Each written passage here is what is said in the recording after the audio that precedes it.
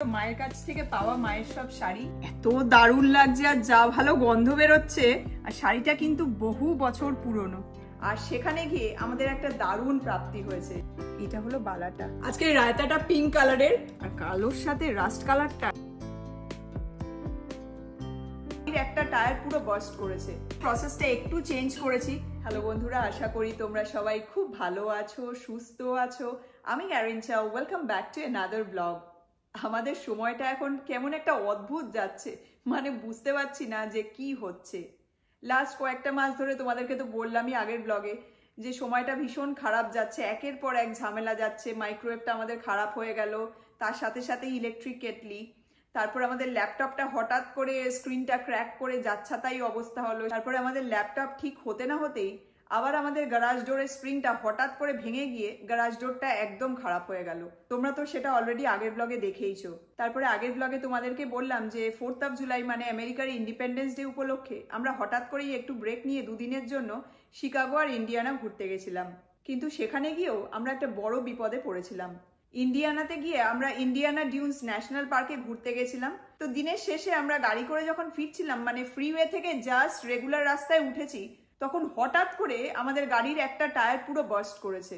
মানে এত আওয়াজ, আমরা না ভয় পেয়ে গেছি। কোনো রকমে জাস্ট রাস্তার সাইডে দাঁড় করিয়েছি, তারপর নেমে দেখছি একটা টায়ার বাস্ট করেছে। মানে টায়ারটা বাস্ট করার কোনো কারণই ছিল না। আমরা 2 বছর আগেই গাড়ির 4টে টায়ারই চেঞ্জ করেছিলাম। তারপরে গাড়িটাকে সাইডে দাঁড় করিয়ে আমরা আমাদের ইন্স্যুরেন্সের রোড সাইড অ্যাসিস্ট্যান্সকে ফোন করলাম। তো ওরা তাড়াতাড়ি চলে এসেছে, মোটামুটি আধ ঘন্টার মধ্যে চলে এসেছে, সেখানে কোনো প্রবলেম হয়নি। তো এসে ওরা গাড়িতে যে স্পেয়ার টায়ারটা থাকে ওটা লাগিয়ে দিল। কিন্তু ওই টায়ার নিয়ে তো আমরা সেন্ট লুইস ড্রাইভ করে আসতে পারবো না। শিকাগো থেকে সেন্ট লুইস খুব একটা দূর না হলেও আসতে প্রায় 5 ঘন্টা মতো লাগে। আর ওই স্পেয়ার টায়ার দিয়ে 50 মাইলস পার আওয়ারের বেশি ড্রাইভও করা যায় না। তো সেটা একটা বিশাল বড় ঝামেলা হয়ে গেল। কিন্তু থ্যাঙ্কফুলি আমাদের সাথে যেহেতু আমাদের কিছু বন্ধু বান্ধব ছিল, তো ওরা খুঁজে ঠুজে পরের দিন সকালবেলা, রোববার ছিল সেদিনকে, অর্ধেক দোকানপাট বন্ধ, তাও একটা টায়ারের দোকান ওরা খুঁজে বার করলো। তারপরে বিদ্যুৎ সকালবেলা গাড়িটা দিয়ে এসেছিল। তো মোটামুটি 1-1.5 ঘন্টার মধ্যেই 4টে টায়ার ওরা চেঞ্জ করে দিল। তারপরে আমরা বাড়ি ফিরেছি। মানে সময়টা এতটাই অদ্ভুত যাচ্ছে, একের পর এক খারাপ হচ্ছে, কিন্তু ভালো যে হচ্ছে না সেটাও বলতে পারবো না। এই যে টায়ারটা বাস্ট করলো, সেটা যদি ফ্রিওয়েতে হতো তাহলে কত বড় একটা অ্যাক্সিডেন্ট হতে পারতো। আমরা জাস্ট রেগুলার রোডে গাড়ি নিয়ে উঠেছি, তারপরেই টায়ারটা বাস্ট করলো। কিন্তু দেখো, আমাদের রোড অ্যাসিস্ট্যান্সের জন্য বেশিক্ষণ দাঁড়াতেও হয়নি। সাথে যেহেতু বন্ধু বান্ধব ছিল, পরের দিনকেই একটা টায়ারের দোকান খুঁজে পেয়েছি আমরা। তারপরেই 4টে টায়ার ফিক্স করে আমরা বাড়ি ফিরতে পারলাম। তো সময়টা খারাপ গেলেও, বারবার বিপদে পড়লেও ঠাকুর আমাদের সেই বিপদের হাত থেকে বাঁচিয়েও দিচ্ছে। মানে একটা অদ্ভুত টাইম যাচ্ছে। তবে শিকাগো ঘুরতে গিয়ে প্রত্যেকবারের মতন এবারও আমরা স্বামীনারায়ণ মন্দিরে ঠাকুর দর্শন করতে গেছিলাম। আর সেখানে গিয়ে আমাদের একটা দারুণ প্রাপ্তি হয়েছে। আমি অলরেডি সেই ঘটনাটা আমাদের যে আরেকটা ইউটিউব চ্যানেল আর আরো একটা Facebook page the Bangali newest moments আছে, ওখানে শেয়ার করেছিলাম, তোমরা অনেকেই দেখেছো। কিন্তু ভাবলাম যে এই অদ্ভুত ভালো ঘটনাটা এই চ্যানেলেও শেয়ার করি। এই যে দেখো, এটাই হলো আমাদের দুর্লভ প্রাপ্তি, একটা সত্যিকারের ময়ূরের পালক। তোমরা অনেকেই জানো যে শিকাগো স্বামীনারায়ণ মন্দিরে প্রচুর ময়ূর আছে। আমরা এবছর এপ্রিল মাসে যখন শিকাগো স্বামীনারায়ণ মন্দিরে গেছিলাম, তখন ওখানে গিয়ে ময়ূরকে পেখম খুলে নাচতেও দেখেছিলাম। সেটা আমাদের একটা দারুণ অভিজ্ঞতা হয়েছিল। আর মিষ্টু তখন ময়ূরদের ওইভাবে নাচ করতে দেখে ভগবানের কাছে প্রার্থনা করেছিল যে ঠাকুর, তুমি প্লিজ আমাকে একটা সত্যিকারের ময়ূরের পালক পাইয়ে দাও। মানে অনেক করে প্রার্থনা করেছিল, কিন্তু তখন ভগবান শোনেনি। আর এবার অদ্ভুতভাবে ওখানে গিয়ে মিষ্টি ওর বন্ধুদের সাথে ময়ূরের সামনে দাঁড়িয়েছিল। তো হঠাৎ করে একটা ময়ূরের গাত থেকে 3-4টে পালক খুলে পড়ে। তো তারপরে ওরা সব বন্ধু বান্ধব মিলে ওই পালকগুলো তুলে নেয়। আর এটাই হলো মিষ্টুর সেই মন্দির থেকে পাওয়া সত্যিকারের ময়ূরের পালক। তো এই ময়ূরের পালকটা আমি আমাদের আরেকটা ইউটিউব চ্যানেল আর আরেকটা Facebook page the Bangali newest মোমেন্টসে শেয়ার করেছিলাম তোমাদের সাথে। তোমরা অনেকেই দেখেছো। এবং আমি তোমাদের কাছে জিজ্ঞেস করেছিলাম যে তোমাদের কারুর বাড়িতে যদি এরকম সত্যিকারের ময়ূরের পালক থাকে, তাহলে তোমরা সেটাকে কিভাবে প্রিজার্ভ করেছো। তো বেশ কয়েকজন দিদি কমেন্ট করে লিখেছেন যে কৃষ্ণ ঠাকুরের সামনে রাখতে বা ঠাকুরের আসনে রাখতে। আবার অনেকে লিখেছে যে ময়ূরের পালক ইস্ট বা সাউথ ইস্ট ফেস করে ঘরে রাখলে পরে সেটা নাকি খুব ভালো হয়। তো এই দিকটা হলো আমাদের সাউথ ইস্ট, তাই এই ফুলদানির ভেতরে মিষ্টুর পাওয়া সত্যিকারের ময়ূরের পালকটা আমরা রেখে দিয়েছি। তো আমাদের এই ফায়ার প্লেসের ওপরে লর্ড বুদ্ধাও আছে আর এখানে গণেশ ঠাকুরও আছে। আর যেহেতু এটা সাউথ ইস্ট ফেসিং, আর তোমরা যেহেতু অনেকেই বলেছে যে সাউথ ইস্ট ফেসিং এ ময়ূরের পালক রাখাটা খুব ভালো, তাই ভাবলাম যে এখানেই রাখি। তো খারাপ ঘটনা পরপর এত বিপদের সাথে আমাদের সাথে এরকম ভালো ঘটনাও ঘটছে, তাই ভাবলাম এত ভালো একটা অভিজ্ঞতা তোমাদের সাথেও শেয়ার করি। ময়ূরের পালকটা এখানে ফুলদানিতে কেমন লাগছে তোমরা কিন্তু কমেন্ট করে অবশ্যই জানিও। রান্নাঘরে চলে এসেছি, এখন দুপুরের লাঞ্চটা বানিয়ে নেব। আর আজকে লাঞ্চের জন্য বানাবো হলো বিরিয়ানি। বেশ অনেক মাস হয়ে গেছে আমাদের বিরিয়ানি খাওয়া হয়নি। লাস্ট বিদ্যুৎ বানিয়েছিল বালোচ বিরিয়ানি, সেই রেসিপিটা তোমাদের সাথে শেয়ার করেছিলাম। তো বেশ অনেকগুলো মাস হয়ে গেছে আমাদের, তারপরে আর বিরিয়ানি খাওয়া হয়নি। এখন মনটা ভীষণ বিরিয়ানি বিরিয়ানি করছে, তাই ভাবলাম লাঞ্চে আজকে একটু চিকেন বিরিয়ানি খাওয়া যাক। আর তোমরা জানো যে বাড়িতে বিরিয়ানি হলে পরে সেটা বিদ্যুৎই বানায়, কারণ বিরিয়ানিটা বিদ্যুৎ দারুণ বানায়। তো আজকের বিরিয়ানিটাও বিদ্যুৎ বানাবে। আমি এখানে কিছু গোছগাছ করে নিয়েছি। এখানে দেখো প্লেটের মধ্যে 1.5খানা পেঁয়াজ চপ করে নিয়েছি, আর এখানে প্লেটের মধ্যে বিরিয়ানি মশলাগুলোকে গুছিয়ে নিয়েছি। এখানে নুন আছে, জায়ফল, বড় এলাচ, দারচিনি, একটা শুকনো লঙ্কা, এগুলো এলাচ, তার সাথে লবঙ্গ, তার সাথে এখানে সাজিরে আছে, তার সাথে গোলমরিচ, আর এটা হলো শামরিচ। আর এই বাটির মধ্যে স্টোন ফ্লাওয়ার আছে, অল্প কয়েকটা লবঙ্গ আছে, আর একটা বড় এলাচ আছে। তো চলো এবার তাহলে বিদ্যুৎ রান্নাটা স্টার্ট করুক। গ্যাস অন করে একটা ছোট ফ্রাইং প্যান বসিয়ে দিয়েছি। এবার এই মশলাগুলো সব ফ্রাইং প্যানে ঢেলে শুকনো খোলায় আমি ভেজে নেব। নুনটা অপশনাল, তবে নুন দিয়ে ভাজলে মশলাগুলো পুড়ে যাবে না, তাই নুন দিয়ে ভাজছি। তবে বিরিয়ানি মশলায় নুন দিলে বাকি রান্নাটায় নুনের পরিমাণটা একটু বুঝে দিতে হবে। দেখো মশলার থেকে ধোঁয়া উঠছে, মশলা রোস্ট করা একদম ডান। এবার মশলাগুলোকে আমি এই প্লেটে তুলে ঠান্ডা করার জন্য রেখে দেব। বিদ্যুৎ এখন আমাদের বিরিয়ানির ডেচকিতে বেরেস্তাটা ভেজে নিচ্ছে। পেঁয়াজেও অল্প নুন দিয়ে দিল। এই পেঁয়াজ ভাজার গন্ধটা আমি যতটা পছন্দ করি মিষ্টু ততটাই অপছন্দ করে। তোমরা অনেকেই জানো যে মিষ্টু পেঁয়াজ একদমই পছন্দ করে না। যাই হোক, দেখো পেঁয়াজটা প্রায় লাল লাল হয়ে এসেছে। এই সময় বিদ্যুৎ পেঁয়াজে 1 চামচ রসুন কুচি, অল্প আদা কাঁচা লঙ্কা পেস্ট, কালারের জন্য 1 চামচ কাশ্মীরি লাল লঙ্কার গুঁড়ো, আর 1/2 চামচ আমাদের ঘরে বানানো গরম মশলার গুঁড়ো দিয়ে দিল। মশলাগুলোকে পেঁয়াজের সাথে নেড়ে চেড়ে একটু মিক্স করে নিয়ে এবার বিদ্যুৎ মাইক্রোওয়েভে 4 মিনিট সিদ্ধ করা আলুগুলোকে এখানে ঢেলে দিচ্ছে। আলুগুলোকে একটু নেড়ে চেড়ে ও এখন ভেজে নিচ্ছে, যাতে আলুগুলোতে কালার চলে আসে। এবারও ডেচকিতে অল্প গরম জল দিয়ে আলুগুলোকে এই পেঁয়াজ রসে 7 মিনিট মতো ঢাকনা দিয়ে কুক করে নেবে। 7 মিনিট হয়ে গেছে, ঢাকনা খুলে ও এখন আলুগুলোকে একটু নেড়ে চেড়ে নিচ্ছে। এবারও নুন, আদা, রসুন, কাঁচা লঙ্কা পেস্ট, 2 চামচ টক দই আর 1 চামচ ঘরে বানানো গরম মশলা দিয়ে ওভারনাইট ম্যারিনেট করা চিকেনের এই পিসগুলো ডেচকিতে ঢেলে দিচ্ছে। চিকেনটাকে ও এখন মশলার সাথে ভালো করে মিক্স করে নিচ্ছে। এবারও ঢাকনা দিয়ে মিডিয়াম ফ্লেম করে চিকেনের আলুগুলোকে 7-8 মিনিট কুক করে নেবে। 8 মিনিট হয়ে গেছে, এবারও ঢাকনা খুলে একটু আগে ড্রাই রোস্ট করে তারপর গুঁড়ো করে নেওয়া বিরিয়ানি মশলার 2 চামচ ডেচকিতে ঢেলে দিচ্ছে। মশলাটাকে ও এখন নেড়ে চেড়ে আলু আর চিকেনের সাথে খুব ভালো করে মিক্স করে নিচ্ছে। এবারও আবার ঢাকনা দিয়ে আলু আর চিকেনটাকে ওই 7-8 মিনিট মতো কুক করে নেবে। চিকেনটা ওদিকে কুক হতে হতে আমি এখানে আর একটা ডেচকিতে গরম জল নিয়ে নিয়েছি। এবার এতে এই স্টোন ফ্লাওয়ার, একটা বড় এলাচ আর 6-7টা লবঙ্গ ঢেলে দিচ্ছি। তার সাথে 2 চামচ নুনও দিয়ে দিলাম। এবার জলটাকে আমি খুব ভালো করে ফুটিয়ে নেব। এদিকে 7 মিনিট হয়ে গেছে, আর ঢাকনা খোলার সাথে সাথে বিরিয়ানি মশলার দারুণ ভালো একটা গন্ধ বেরোচ্ছে। আলু আর চিকেনের রঙটাও দেখো অনেকটাই গাঢ় হয়ে গেছে। চিকেনটা প্রায় 14-15 মিনিট কুক হয়েছে। এবার ঢাকনা খোলা অবস্থায় ও চিকেন আর আলুগুলোকে আরও 10-12 মিনিট কুক করে নেবে। এদিকে জলটা দেখো খুব ভালোভাবে ফুটছে, আর স্টোন ফ্লাওয়ার দেওয়াতে জলের রঙটাও চেঞ্জ হয়ে গেছে। এবার আমি এই ছান্তাটা দিয়ে স্টোন ফ্লাওয়ার আর বাকি গোটা মশলাগুলোকে জল থেকে তুলে নিচ্ছি। তোমরা চাইলে পুটলিতে করে গোটা মশলাগুলো জলে দিতে পারো। যাই হোক, মশলাগুলো সব তুলে নিয়েছি। এবার 10 মিনিট ভিজিয়ে রাখা লং গ্রেন বাসমতি রাইস আমি এখানে ঢেলে দিচ্ছি। এখানে 3.5 কাপ বাসমতি রাইস আছে। চালটাকে আমি এখন এখানে 80% কুক করে নেব। বিদ্যুৎ এখন বিরিয়ানির জন্য একটা ফ্লেভারিং এজেন্ট তৈরি করে নেবে। এখানে ও মাইক্রোওয়েভে 30 সেকেন্ড অল্প দুধ গরম করে নিয়েছে। এবার ও এতে অল্প জাফরান দিয়ে দিল। তার সাথে 1.5 চিপি গোলাপ জল আর 1.5 চিপি মতো কেওড়া জল দিয়ে দিচ্ছে। বড় চামচের 2 চামচ ঘি দিয়ে দিল। এটা মিঠা আতর, গতবার আমি যখন দেশে গিয়েছিলাম তখন নিয়ে এসেছি, সেটারই কয়েক ড্রপ ও এখন দুধের মধ্যে দিয়ে দিল। এবার সব কিছুকে ও চামচ দিয়ে খুব ভালো করে মিক্স করে নিচ্ছে। আমাদের বিরিয়ানির ফ্লেভারিং এজেন্ট একদম রেডি হয়ে গেছে। এদিকে 10 মিনিট হয়ে গেছে চিকেনের আলুগুলো কুক হচ্ছে। এবারও 7-8টা মতো আলু বকরা গ্রেভিতে এখন দিয়ে দিচ্ছে। তার সাথে 10 চামচ মতো এই ফ্লেভারিং এজেন্টটা ও এখন গ্রেভিতে দিয়ে দিচ্ছে। ফ্লেভারিং এজেন্টটা দিচ্ছে যাতে চিকেন আর আলুর মধ্যে এই ফ্লেভারিং এজেন্টটা ঢুকে যায়। এবার সব কিছুকে ও হালকা হাতে একটু মিক্স করে নিয়ে ঢাকনা দিয়ে এটাকে আরও 5 মিনিট এখন কুক করে নেবে। 5 মিনিট হয়ে গেছে।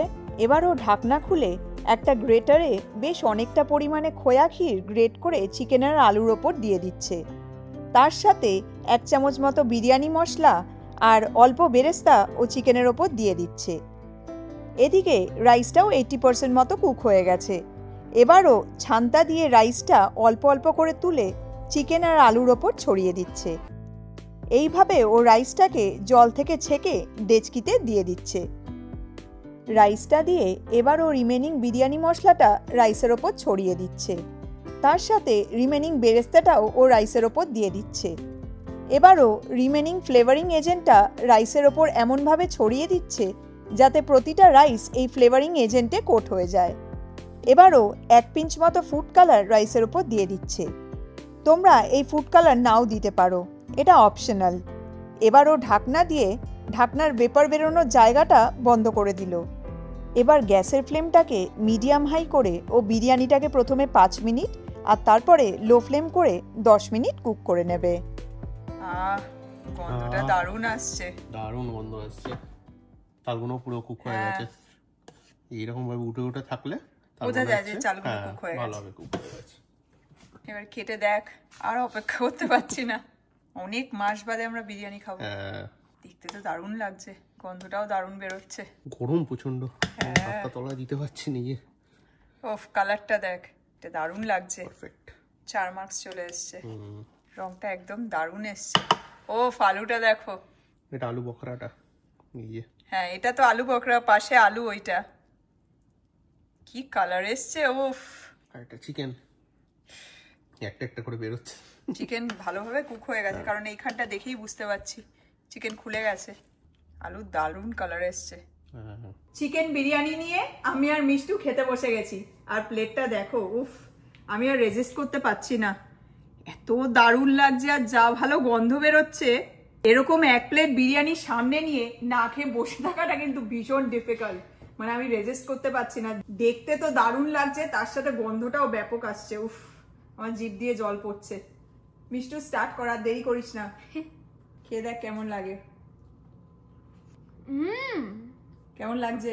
Very yummy. চিকেনটা ভীষণ সফট হয়েছে। আমি উপর থেকে আমার রুম থেকে গন্ধটা পাচ্ছিলাম। পুরো বাড়ি বিরিয়ানির গন্ধে একদম মমা করছে। মিষ্টু তো ওপরে ছিল ওর ঘরে, তো গন্ধটা অফকোর্স ওপর অব্দি চলে গেছে। বিরিয়ানি বানালে মনে হয় সারা পাড়াই জেনে যায়। কেমন লাগছে? তারপরে আমরা অনেকদিন বাদে আজকে বিরিয়ানি খাচ্ছি না, একটা আলাদাই ব্যাপার। ঠিক আছে, তুই খা আস্তে আস্তে। এই যে আমার প্লেটটা। আজকে বিরিয়ানিতে ডিমও দিয়েছি যাতে একদম কমপ্লিট লাগে, ডিম ছাড়া বিরিয়ানি ইনকমপ্লিট। তোমরা জানো বিদ্যুৎ ডিম খেতে প্রচন্ড ভালোবাসে, তাই আজকে ডিমও দিয়ে দিয়েছি। রাইসটা দেখো কতটা ঝরঝরে হয়েছে, দারুণ। উফ, আচ্ছা, এখানে রায়তাও আছে। আজকে রায়তাটা পিঙ্ক কালারের। এর মধ্যে দেখো ধনে পাতা আছে, বিট আছে, গাজর আছে, পেঁয়াজ আর কাঁচা লঙ্কা। আর বিটের থেকেই এই পিঙ্ক কালারটা এসছে, সেজন্যই দেখতে এরকম পিঙ্কিশ লাগছে। এটা খেতে দারুণ লাগে, দারুণ, ভীষণই হেলদি আর খুব টেস্টি। তো রায়তার সাথে বানিয়ে নিয়েছি, এবার বিরিয়ানিটা টেস্ট করা যাক। আমি আগে রাইসটা টেস্ট করি। গন্ধটা তো ব্যাপক, দারুণ হয়েছে। টু গুড, আমি কথা বলতে পারছি না। আলুটা দারুণ হয়েছে। আলুটাও অসাম, ভীষণ ফ্লেভারফুল। এই দেখো না আলু, ভেতর অব্দি মশলা ঢুকেছে, তেমন নরম হয়ে গেছে। আলুটা একটু খেয়ে দেখি। বাঙালির বিরিয়ানি আলু ছাড়া ইনকমপ্লিট। উফ, দারুণ হয়েছে খেতে। চিকেন খেয়ে দেখি। চিকেনে দেখো এই যে 4 মার্কসটা এসছে, এটার থেকে একটা অন্যরকম টেস্ট হয়ে যায় বিরিয়ানিতে। চিকেন পুরো খুলে আসছে, তুল করছে, দারুণ লাগছে। ডিম আর আলাদা করে কি বলবো, এতে তো দুর্দান্ত হয়েছে। তারপরে আমরা এত মাস বাদে খাচ্ছি তো, যার জন্য আরো ভালো লাগছে। দারুণ টেস্টি হয়েছে। আগে যেরকম ভাবে আমরা বিরিয়ানি বানাতাম তার থেকে প্রসেসটা একটু চেঞ্জ করেছি। আগে রাইসটা যেমনি আলাদা করে ধুয়ে তারপরে জল ঝরিয়ে তারপরে দিতাম, এখন বিদ্যুৎ ডিরেক্টলি জল থেকে রাইসটাকে তুলে তারপর বিরিয়ানির লেয়ারিংটা করে। তো কিছু কিছু ছোট ছোট জিনিস আমরা একটু চেঞ্জ করেছি, তাতে টেস্টটা আরো বেড়ে গেছে, দারুণ লাগছে। লাঞ্চটা অসাধারণ, আর তার সাথে এই রায়তাটা। আমি একটা চামচ নিয়ে নিয়েছি, একটু রায়তাটা টেস্ট করে দেখি। প্লেটে নেওয়ার জায়গা নেই। রায়তাটা দেখো কি ঘন হয়েছে, আর ভীষণ কালারফুল। পিঙ্কের মধ্যেও বোঝা যাচ্ছে সবুজ রং রয়েছে, তারপরে এই যে গাজর রয়েছে যার জন্য একটা অরেঞ্জিশ কালার চলে এসেছে, বিট তো আছেই। দুর্দান্ত হয়েছে, মশলার ফ্লেভার আসছে, হালকা একটা ঝাল, সামান্য একটু মিষ্টির ফ্লেভার আছে, তার সাথে এই সবজিগুলো। সব থেকে ভালো লাগছে রায়তা জেনারেলি সাদা রঙের হয়, এই বিটটা দেওয়াতে কি সুন্দর একটা ন্যাচারাল কালার চলে এসছে, দারুণ দেখতে লাগছে। তো যাই হোক, বিরিয়ানির সামনে নিয়ে বেশি কথা বলা যায় না, আমি বলতেও চাই না। এখন আমরা বিরিয়ানিটা এনজয় করি, তুই চলে আয়। আমরা তাহলে চটপট লাঞ্চটা সেরে নিই, তারপরে তোমাদের সাথে আবার কথা হচ্ছে। খেয়ে দিয়ে উঠে রান্নাঘর পরিষ্কার আর গোছগাছ করে বিদ্যুৎকে বললাম যে আর একটা ভিডিও ক্লিপ নিতে হবে। তো বললো আমাকে 10টা মিনিট টাইম দে, জাস্ট খেয়ে উঠলাম তো, একটু 10 মিনিট বসে তারপরে ভিডিওটা করব। তো আমিও ভাবলাম যে 10 মিনিট সোফায় বসে একটু রেস্ট নিয়ে নিই। ব্যাস 10 মিনিট করতে গিয়ে 1 ঘন্টা হয়ে গেছে, দুজনেই ঘুমিয়ে পড়েছি। তারপরে মিষ্টু গিয়ে আমাদের দুজনকে ডেকে তুলেছে, মানে ঘুমে এখন চোখ ভেঙে যাচ্ছে। আমি সাধারণত দুপুরে কোনোদিন ঘুমাই না, কিন্তু আজকে বিরিয়ানি পেটে পড়েছে, তারপরে গিয়ে একটু সোফায় বসেছি, ব্যাস সেই যে চোখটা লেগেছে, মানে আর চোখ খুলতেই পাচ্ছি না। তো যাই হোক, এবার যখন দেশে গিয়েছিলাম, মা আমাকে মায়ের বেশ কয়েকটা সুন্দর সুন্দর শাড়ি আর কয়েকটা সোনার গয়না দিয়ে দিয়েছে। তাই ভাবলাম আজকের ব্লগে তোমাদেরকে মায়ের দেওয়া সেই শাড়ি আর গয়নাগুলো দেখাই। এই যে দেখো, এখানে 5টা পিওর সিল্কের শাড়ি আছে। এবার যখন দেশে গিয়েছিলাম এই শাড়িগুলোই মা আমাকে দিয়ে দিয়েছে। তো প্রত্যেকটা শাড়ি আমি লন্ড্রিতে দিয়ে ড্রাই ক্লিন করিয়ে তারপরে নিয়ে এসেছি। দাঁড়াও তোমাদেরকে একটা একটা করে দেখাই। প্রথম শাড়িটা দেখো, এই যে এটা সিল্কের ওপরে প্রথমে পেন্ট করা আর তারপরে তার উপরে কাজ করা। শাড়িটা হাফ অ্যান্ড হাফ। এইটা হলো কুচির পোর্শন, ভীষণ ব্রাইট শাড়িটার কম্বিনেশনটাও খুব সুন্দর। এইটা হলো কুচিটা, আর এইটা হলো আঁচলটা। আঁচলটা একদম ব্রাইট ব্লু কালারের ওপরে প্রথমে এরকমভাবে পেন্ট করা হয়েছে, তার উপর দিয়ে কাজ করা হয়েছে, আর মাঝে মাঝে দেখো এখানে মতি আছে, এই যে মতি দিয়ে কাজ করা আছে। খুব সুন্দর দেখতে শাড়িটা। আর এই যে ভেতরটা এরকম। মায়ের এই শাড়িটা আমি একবার পরেছিলাম, আর শাড়িটা যেহেতু ব্রাইট কালারের আর অনেকগুলো কালার কম্বিনেশন আছে, এই শাড়িটা আমার ভীষণ পছন্দ। আর শাড়িটা না খুবই লাইট ওয়েট আর পরে ভীষণ কমফোর্টেবল। তো এই শাড়িটা মা এবার আমাকে দিয়ে দিয়েছে। মা তো এখন আর ডিপ কালার পরে না, আর ভারী শাড়িও মা একদম পরতে পারে না, সেজন্য মা বললে এই শাড়িগুলো আমি আর পরবো না, তুই নিয়ে যা, তুই পরিস। তাই আমি শাড়িটা নিয়ে এসেছি। এবার তোমাদেরকে একটা আসাম সিল্ক দেখাই। তোমরা যারা অনেক দিন থেকে আমার ব্লগ দেখো, তোমরা জানো যে আমি আসাম সিল্ক প্রচন্ড ভালোবাসি, আর আমার কালেকশনে বেশ কিছু আসাম সিল্ক আছে। আসলে আমার মার মামা বাড়ি হলো আসামে, আর আমার মাও আসাম সিল্ক প্রচন্ড ভালোবাসে। ইনফ্যাক্ট আমার মা শাড়ি পরতে প্রচন্ড ভালোবাসে, আর আমার এই শাড়ির প্রতি ভালোবাসা মায়ের কাছ থেকেই আমি পেয়েছি। তো যাই হোক, মায়ের এই শাড়িটা আসাম থেকেই কেনা। এই যে শাড়িটা দেখো, পুরো লালের ওপরে, এটা তসরের ওপর শাড়িটা, ভীষণ সুন্দর দেখতে। আর শাড়িটা কিন্তু বহু বছর পুরনো, আর ভেতরটা হলো এরকম তসরের ওপর লাল কালো বুটির এরকম ডিজাইন করা।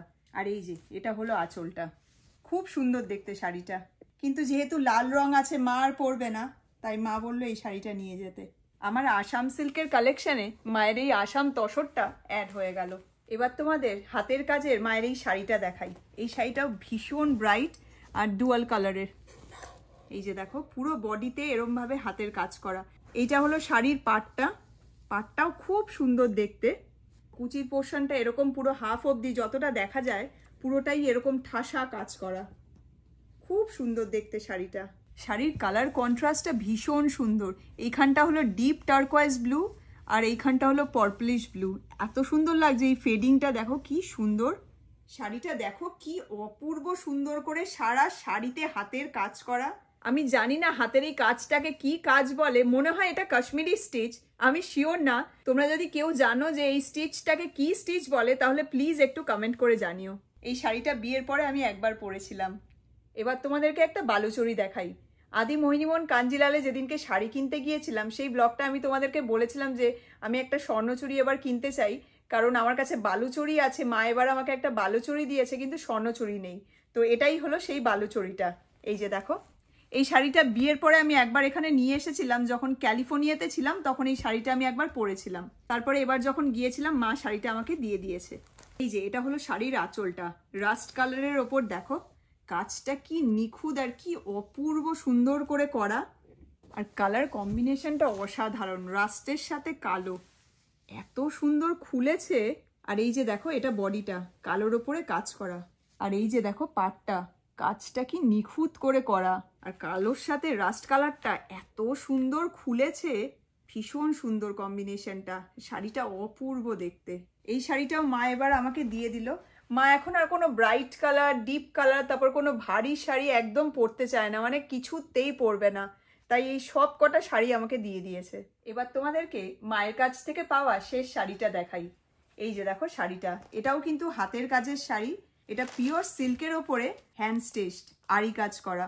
এটা হলো শাড়ির পাটটা, কি নিখুঁতভাবে কাজটা করা। শাড়িটা প্রথমে টাই ডাই করা হয়েছে আর তারপরে আরি কাজটা করা হয়েছে। এইটা হলো বডিটা, সারা বডিতে এরকম হরিণ করা আছে। আর এই যে দেখো এটা হলো শাড়ির আঁচলটা, আঁচলটা অসাধারণ, কাজটার দিকে পুরো চোখ আটকে যাচ্ছে। দেখো অল্টারনেট করে হরিণগুলো করা হয়েছে, একটা হলুদ রঙের, একটা অরেঞ্জ কালারের, আবার হলুদ আবার অরেঞ্জ, ভীষণ সুন্দর শাড়িটা।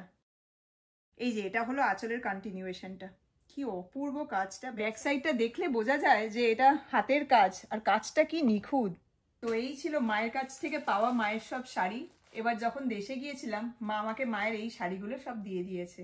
শাড়ির সাথে সাথে মা এবার আমাকে মায়ের কিছু সোনার গয়নাও দিয়ে দিয়েছে। সেই গয়নাগুলো দেখাবার আগে পুরীর থেকে কেনা তোমাদেরকে দুটো জিনিস দেখাই, আমি আগে দেখাতে ভুলে গেছিলাম, তাই ভাবলাম আজকে দেখিয়ে দিই। এই যে দেখো পুরীতে যখন গিয়েছিলাম তো পুরী বিচ থেকে এই যে মুক্তোর এই হারটা আর তার সাথে এই ব্রেসলেটটা নিয়েছি। তোমরা যারা পুরীতে গেছো তোমরা জানবে যে পুরী বিচে অনেকেই এরকম মুক্তো লম্বা লম্বা স্ট্রিংস, তারপর নানান ধরনের স্টোনস, আরো অনেক ধরনের মানে পাথরের স্ট্রিংস নিয়ে বিক্রি করে। তো ওরকমই একজনের কাছ থেকে আমি এই মুক্তোর, মানে এটাও একটা লম্বা স্ট্রিং ছিল, তো স্ট্রিংটার থেকে আমি ওই ভদ্রলোককে বললাম যে উনি যদি আমাকে একটা এরকম হার আর ব্রেসলেট বানিয়ে দিতে পারে, তখন উনি আলাদা করে আমাকে এই হারটা আর এই ব্রেসলেটটা করে দিয়েছে। আর এটা দামও বেশি নেয়নি, 250 এরকমই নিয়েছিল। আমি জানি না 250 টাকায় মুক্তোর এই হার আর ব্রেসলেটটা কিনে আমি ঠকে গেছি কিনা, কিন্তু আমার খুব পছন্দ হয়েছে। তোমরা জানো যে আমি মুক্তো প্রচন্ড ভালোবাসি। মুক্তোর ওই হার আর ব্রেসলেটটার সাথে এই যে দেখো রোজ কোয়ার্টসের এই হার আর ব্রেসলেটটাও নিয়েছি। এটাও একটা স্ট্রিং ছিল, ওনাকে বলাতে উনি দুটোকেই এরকম একটা হার আর এরকম ব্রেসলেট বানিয়ে দিলেন। এইটা মিষ্টু পছন্দ করেছে। মিষ্টুর তোমরা জানো যে পিঙ্ক কালার প্রচন্ড পছন্দ করে, আর আগের ব্লগে তোমরা দেখেছো যে আমরা দুটো বটুয়া নিয়ে এসেছি, তার মধ্যে একটা পিঙ্ক কালারের, ওটা মেনলি মিষ্টুর কথা ভেবেই নিয়ে এসেছি। ওর বেশ কয়েকটা পিঙ্ক আর পিচি পিঙ্ক কালারের ড্রেস হয়েছে, তাই ওটার সাথে ম্যাচ করে এই যে রোজ কোয়ার্টসের এই হার আর ব্রেসলেটটা, এটাও কিন্তু 250 টাকাই নিয়েছে। ওই মুক্তো সেটটাও 250 আর এই রোজ কোয়ার্টসের সেটটাও 250, দুটো মিলিয়ে 500 টাকা নিয়েছে। তো আমি জানি না এটা রিয়েল কিনা, বাট মুক্তোটার মতো এটাও আমাদের দুজনের ভীষণ পছন্দ হয়েছে, আর এটাও আমরা মা মেয়ে দুজনেই পরতে পারবো। তোমাদেরকে মায়ের কাছ থেকে পাওয়া সোনার কয়েকটা গয়না দেখাই। এই যে দেখো মা আমাকে মায়ের এই চুড়ি আর বালাটা দিয়ে দিয়েছে। এই যে এটা হলো একটা চুড়ি, ডিজাইনটা এরকম, আর এইটা হলো বালাটা। এটাকে মনে হয় বলে সারদা বালা, আমি ঠিক জানি না, মা আমাকে মনে হয় ওই নামটাই বলেছিল, সারদা বালা। এই যে ডিজাইনটা এরকম, আর তার সাথে মা আমাকে মায়ের এই হারটা দিয়ে দিয়েছে। এই যে ডিজাইনটা এরকম, এটা লকেটটা আর এই যে চেনটা, ভীষণ সুন্দর দেখতে। কিন্তু দেখো চুড়ি আর বালা দুটোই আমার হাতে বিশাল বড়, মানে এমনি খুলে আসবে, কিন্তু তাহলেও এই সব গয়না শাড়ি এগুলো মায়ের কাছ থেকে পাওয়া, এগুলো আমার কাছে ভীষণ ভীষণ স্পেশাল। শাড়ি আর গয়নাগুলো তোমাদের কেমন লাগলো কমেন্ট করে কিন্তু অবশ্যই জানিও। তো যাই হোক, আজকের এই ব্লগটা তাহলে এখন আমি এখানেই শেষ করছি। তোমরা কিন্তু কমেন্ট করে অবশ্যই জানিও যে আজকের এই ব্লগটা তোমাদের কেমন লাগলো, আর যদি ভালো লাগে তাহলে প্লিজ একটা লাইক করো। যারা এখনো ফলো আর সাবস্ক্রাইব করোনি প্লিজ করে দিও। আমাদের আরও একটা ফেসবুক পেজ আর ইউটিউব চ্যানেল আছে যেটার নাম দ্য বঙ্গালী নিউয়েস্ট মোমেন্টস। তোমরা অনেকেই সেটা ফলো আর সাবস্ক্রাইব করেছো, আর তোমরা যারা এখনো আমাদের ওই ইউটিউব চ্যানেল আর ফেসবুক পেজটা ফলো আর সাবস্ক্রাইব করোনি প্লিজ করে দিও। আর ব্লগগুলো তোমরা যে যেখান থেকে দেখো, ফেসবুক হোক বা ইউটিউব, ব্লগগুলো যদি তোমাদের ভালো লাগে তাহলে প্লিজ একটু শেয়ার করো। তোমাদের সাথে খুব শিগগিরই আবার দেখা হচ্ছে নতুন একটা ব্লগ নিয়ে। তোমরা সবাই খুব ভালো থেকো, সুস্থ থেকো, সাবধানে থেকো, আমাদের সঙ্গে থেকো। Take care and thank you so much for watching. By.